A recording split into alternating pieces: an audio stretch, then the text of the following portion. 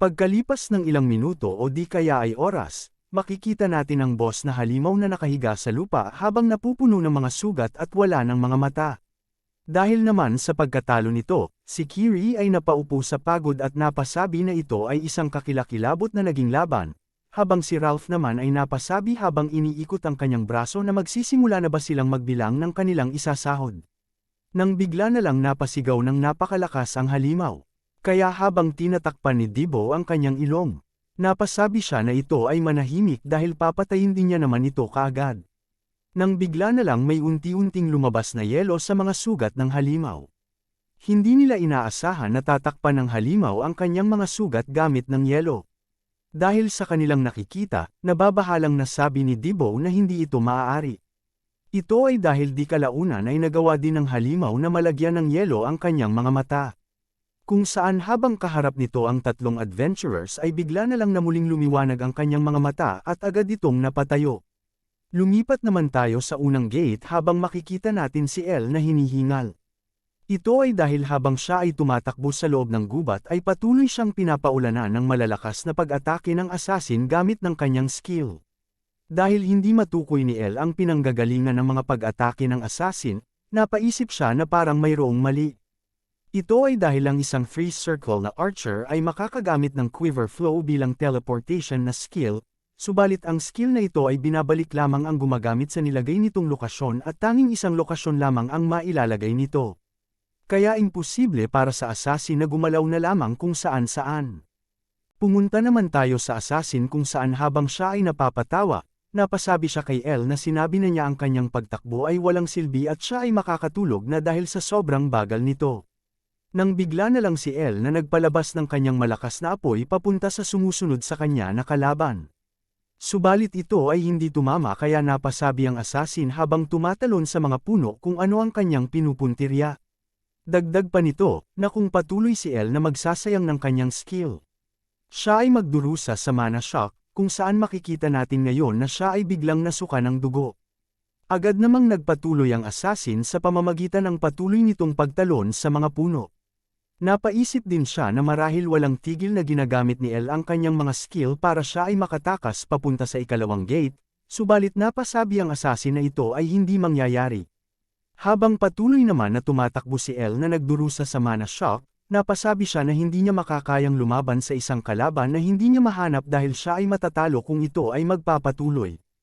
Nang bigla na lang may tumama at sumabog na kulay asul na palaso sa kanyang likuran kaya siya ay napatumba sa lupa. Dahil dito, kaagad na may kinuha si Elle na isang mana potion sa kanyang sisidlan. Subalit agad naman siyang pinaulanan ng assassin ng kanyang malakas na skill. Kaya agad itong ininom ni Elle habang napapaisip na wala siyang sapat na oras para mag-isip sa mga bagay-bagay kaya siya ay susugal.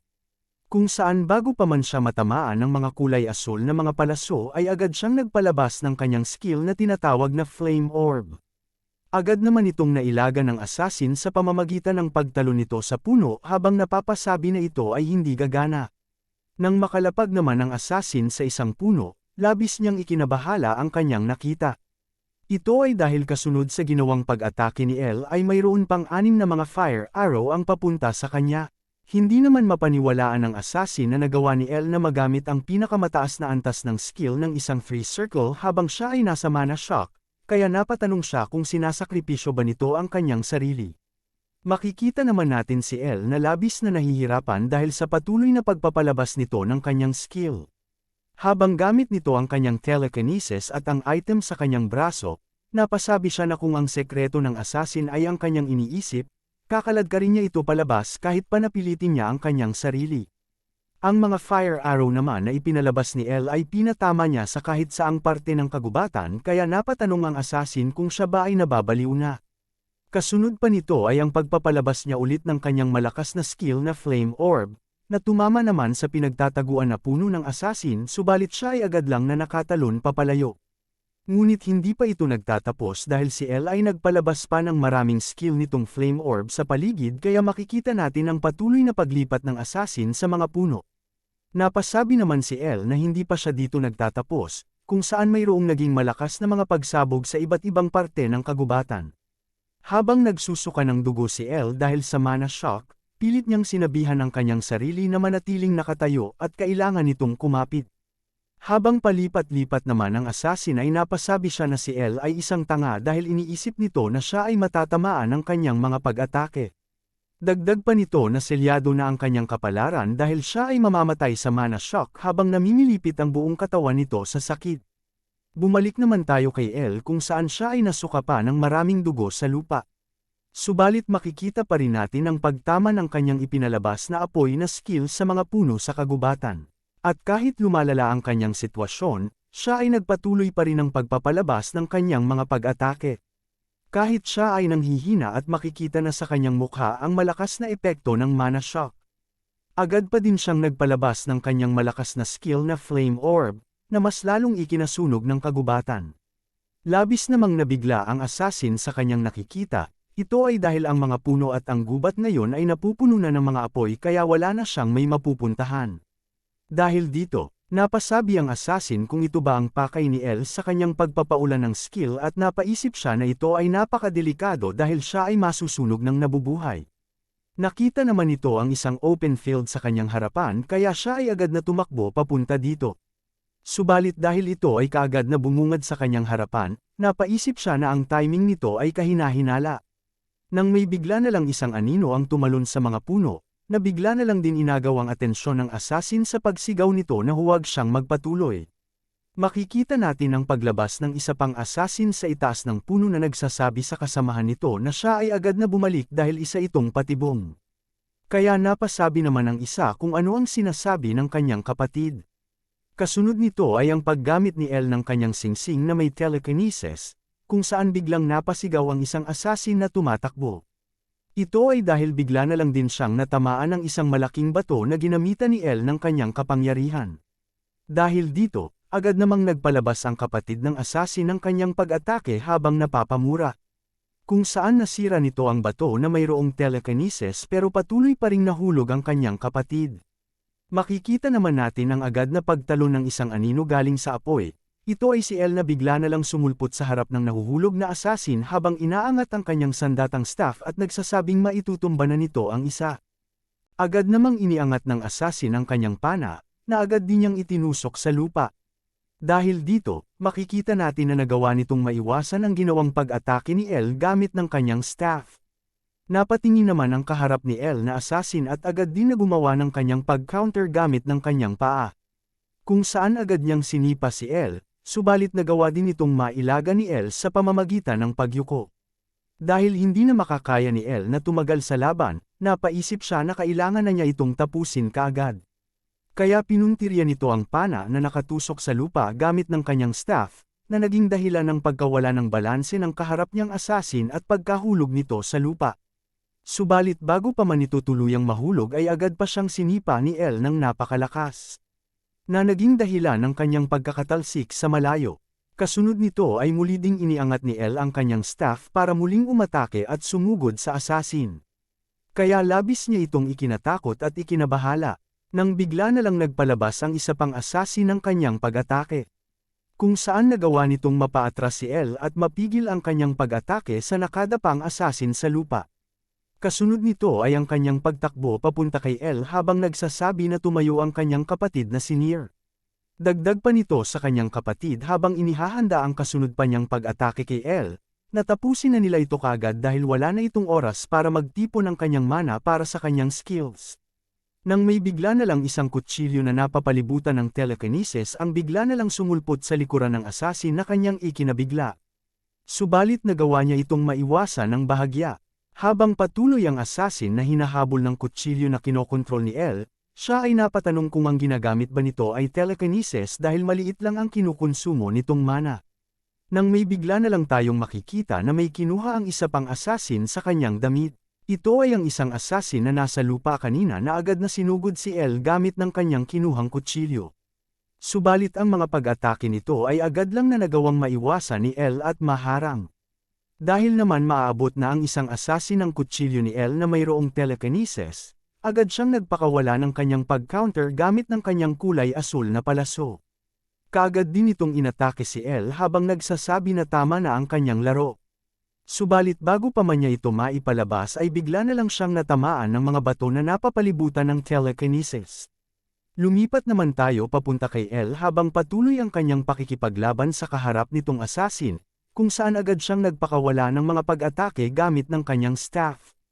Subalit ito ay nagagawa namang maharang ng assassin pero napaisip siya kung anong klaseng magician ang ganito kagaling sa pakikipaglaban ng harapan. Nang bigla na lang siyang natamaan ng ginawang pag-atake ni El gamit ng kanyang tuhod. Agad din itong ginamit ang kanyang telekinesis habang nagsasabi na hindi niya sila pwedeng bigyan ng espasyo. Makikita natin ang muling paggamit ni El ng kanyang telekinesis sa kutsilyo, kung saan habang patuloy ang pakikipaglaban nito sa kaharap niyang assassin ay pinagpatuloy din niya ang kutsilyo sa paghabol sa isa pang assassin sa malayo. Ang kasunod namang ginawang pag-atake ni El sa kanyang kaharap na assassin ay nagawang mapatalsik ang kutsilyo sa kanyang kamay at muli itong mapatumba sa lupa. Kaya agad ni El na ginamit ang pagkakataong ito para siya ay tapusin gamit ng kanyang sandatang staff.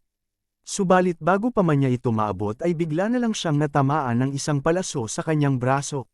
Nalabis namang ikinatuwa ng kaharap niyang assassin. Kaya agad nitong sinipa si El ng napakalakas habang nagsasabi na mabuti itong ginawa ng kanyang kapatid. Dahil dito, makikita natin ang pagtapo ng staff ni El sa lupa. Kasunod nito ay ang agad din na pagkuha ng assassin ang kanyang kutsilyo dito. Na agad namang nagpalabas ng kanyang pag-atake papunta kay El gamit nito.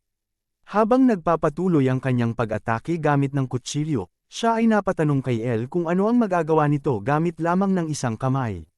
Subalit kahit na iisa na lang ang kamay na nagagamit ni El ay nagawa pa rin itong maharang ang mga ginawang pag-atake ng kaharap niyang assassin hanggang sa mabitawan niya ang kanyang sandata dahil sa ginawang pag-counter ni El.